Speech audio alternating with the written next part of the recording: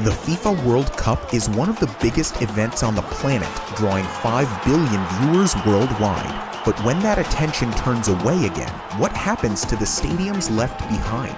Today, we'll explore the troubling fate of World Cup stadiums in Russia, Brazil, and South Africa, and examine how Qatar plans to deal with this situation, and why they have already begun dismantling one of their stadiums. Over the past decade, Qatar has built an entire World Cup infrastructure with modern stadiums, state-of-the-art training facilities, and improved transport links. In total, they spent more than $200 billion, an astronomical sum. This is way more than any other host ever spent, mainly because Qatar had to build the majority of this infrastructure from scratch. 4 years earlier, Russia spent closer to $16 billion, while Brazil spent $20 in 2014. But even $20 billion is a lot of money, especially considering the entire event is over in less than a month. Besides gaining worldwide attention, countries hope that the World Cup infrastructure will offer long-term benefits. The transport links could breathe new life into previously run-down areas, while stadiums could start to pay for themselves by hosting concerts and events. It's a bold vision, vibrant venues outliving their original purpose. But it doesn't always work like that. When we look at the history of World Cup stadiums, it doesn't paint a pretty picture. Qatar has other plans, which we'll get to later, but first, let's see what they're trying so hard to avoid. So, what happened in previous World Cups? In the build-up to the 2018 World Cup, Russia built 9 new stadiums and upgraded 3 existing venues. The cost of all this is hard to pin down, but it was a significant part of the $16 billion that Russia spent on the tournament as a whole. When the World Cup ended, Russia decided to rent these stadiums to domestic football teams. It was an obvious step. These stadiums were designed to host matches, and the ticket sales would help to pay the running costs. But this strategy failed. Russia's teams aren't well supported, and most of them struggle to sell even half the tickets to matches. At the Fisht Olympic Stadium in Sochi, the local team draws an average of 6,000 fans, barely 15% of the stadium's total capacity. These low attendances make it hard to cover the running costs. The stadiums are leaking money, and taxpayers are footing the bill. They've been described as white elephants, expensive, pointless, and burdensome. A year after the World Cup, when the Kaliningrad Stadium began to sink into a swamp, it cost almost $1 million to save it. From a financial perspective, it would have made more sense to just let the Kaliningrad Stadium collapse. Only one of Russia's 9 new stadiums is enjoying a successful afterlife. Kazan Arena has been turned into a multi-purpose venue, hosting football matches, concerts, car shows, and fashion events. It's also decked out with restaurants, bars, and hotel rooms. Maybe that's the key to long-term success: transform the stadium into something entirely new. But was it the same in other countries?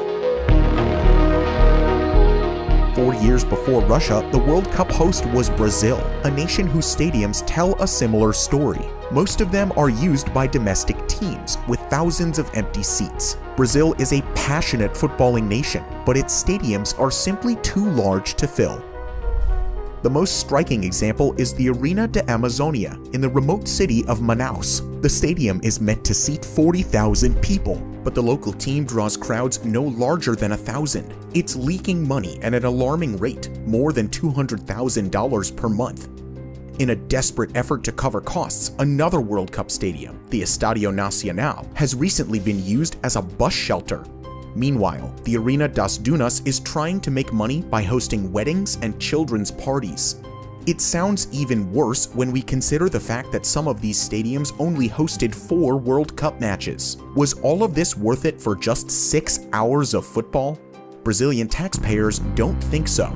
A quarter of the country is living in poverty, and instead of sinking money into loss-making stadiums, they would prefer to see their taxes spent elsewhere. Jose Cruz, a Brazilian reporter, summed it up in 2015. "I don't see any World Cup legacy to Brazil, except the debts we have inherited." 4 years earlier, the World Cup was hosted in South Africa. These stadiums are doing slightly better than the ones in Russia and Brazil. The Moses Madiba Stadium in the city of Durban now operates as a multi-purpose venue. As well as hosting events and music concerts, visitors can ride a sky car to the top of the central arch and even do some bungee jumping. But South Africa's stadiums aren't all successful. The Cape Town Stadium, complete with 65,000 seats, has never turned a profit. There have even been several calls to demolish the stadium, and it might only be a matter of time. Qatar is keen to avoid these mistakes of previous World Cups, especially after their bid was mired in lots of controversy, with almost 30 FIFA officials forced to step down after evidence of corruption and bribery. Things got even worse in 2013 when Amnesty International reported serious exploitation of migrant workers. Many of these workers were poorly paid or not paid at all and forced to work in dangerous physical conditions. In 2021, an investigative report by The Guardian newspaper estimated that more than 6,000 workers had died in Qatar since their World Cup bid. Overall, it's caused a lot of damage to the country's global reputation. About the only thing they haven't been criticized for are their plans to deal with the World Cup stadiums when the tournament comes to an end. So what are Qatar's plans for their World Cup stadiums? The existence of 8 colossal stadiums would be irrational for a country as small as Qatar. To put it into perspective, the nation is home to 400,000 Qatari citizens. The stadiums, meanwhile, have the capacity to hold 420,000. Russia is home to 140 million people, while Brazil is home to 220. If these countries can't fill their World Cup stadiums, Qatar won't stand a chance. But Qatar won't try to fill them. Instead, they want to transform them.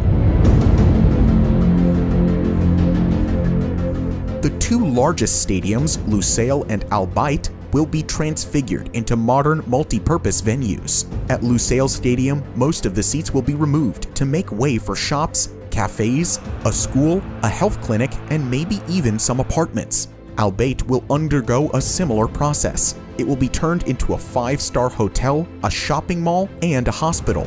In both of the stadiums, the pitch will be kept right at the heart of the other amenities, but it will mainly be used to host community events as opposed to professional football matches.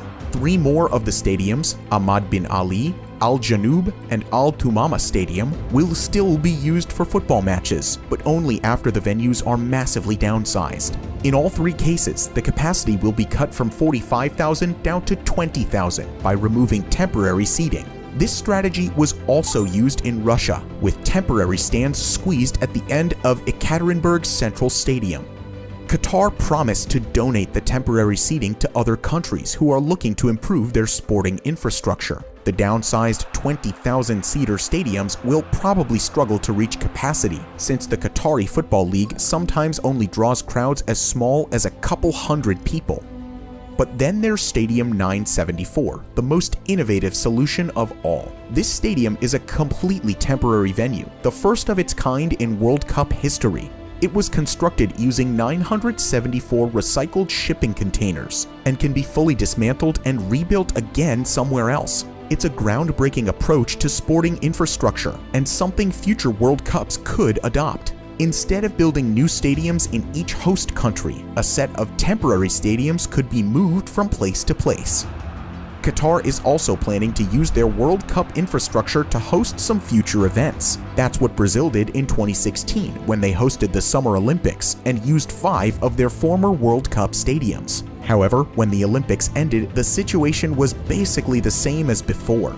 In 2024, Qatar will host the Asian Cup, an international football tournament for teams in Asia and Oceania. They will also host the 2030 Asian Games, an international athletics tournament with more participants than the Olympics. In both of these cases, they plan to reuse their World Cup infrastructure as much as possible, making sure the projects don't go to waste. They've also set their sights upon hosting the Olympics, maybe as soon as 2036. Only time will tell whether any of these plans will actually work, but one of them is already underway. After hosting a match between Brazil and South Korea on December 5th, the deconstruction of Stadium 974 was put into action. Rumor has it the pieces of the stadium will be shipped to Uruguay, who are hoping to host the 2030 World Cup. So what do you think? Are the mobile stadiums like this a good idea for future World Cups? Let us know in the comments below. If you enjoyed this video, leave a like and subscribe to